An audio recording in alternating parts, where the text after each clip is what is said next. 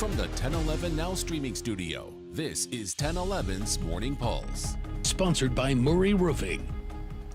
Good morning and happy game day. This is Craig Allison with your Morning Pulse for Thursday, August 28th. Our first story this morning, more on the new ICE detention facility taking over the work ethic camp in McCook. A new letter from Senator Megan Hunt includes 13 senators demanding Governor Jim Pillen host a public hearing to answer questions. In a social media post, the 4-page document describes the confusion state officials felt after the agreement was announced between Homeland Security and NDCS. They claim they didn't receive any prior notice about the agreement, and they're now questioning the authority of the governor to make this agreement and the impacts of both staff and inmates currently in NDCS. Second story this morning in southeastern Nebraska. 2 people killed in a Falls City domestic murder-suicide last week have been identified. The Richardson County Attorney says 27-year-old Adam Lewis shot and killed 23-year-old Jeliah Compton and then shot and killed himself. The two shared a child together, and Jeliah had been staying with a friend in Falls City around the time of the shooting. Jeliah filed a protection order against Adam mid-July, and Adam filed one against her a couple days later, but both were denied on July 22nd. Autopsies are pending, but afterwards, this case will be closed. A traffic alert next week. A new law will take effect in Nebraska, so you're going to want to listen up, increasing the fines for speeding across the state. For law enforcement agencies like the Nebraska State Patrol, the hope is to slow down drivers who have frequently reached more than 100 miles an hour this summer.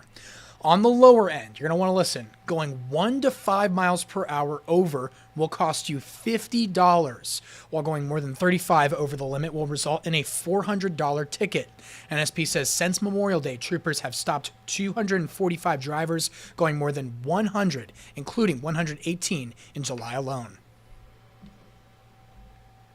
Fourth story, a Nebraska State Penitentiary staffer was seriously injured after being assaulted by an inmate.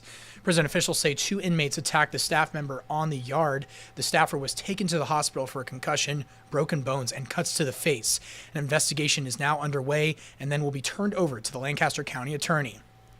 And your final story, here it is. Husker Game Day is finally here. Tonight's game airs at 8 p.m. on ESPN from Arrowhead Stadium in Kansas City. 10-11 will have live coverage from Arrowhead Stadium leading up to kickoff. Those of you heading to tonight's game, though, should plan ahead for parking and traffic delays. Parking must be purchased ahead of time before you arrive at the stadium's designated fan lots. You're also encouraged to arrive several hours before kickoff to avoid congestion, but it's important to know that parking lots don't open until 3:30. You can find all the information, including helpful timeline, on our website, 1011now.com, our apps, or on Roku. That is your Morning Pulse for this Thursday morning. We'll wrap things up with a look at your 7-day. Some rain chances this morning, but otherwise looking good.